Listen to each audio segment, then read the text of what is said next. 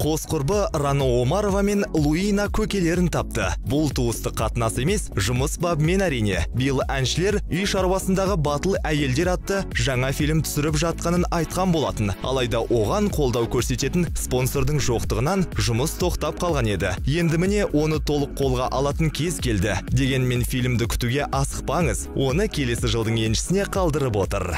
Как мы нашли спонсоров, спонсор табамыз деп ұзақ жүріп қалдық. Сөйтіп жүргенде басқа да шаруаларымызбен айналысып, оны кейінге шегердік. Ал қазір жеке өнерімізге білек сыбана кірісіп кеттік.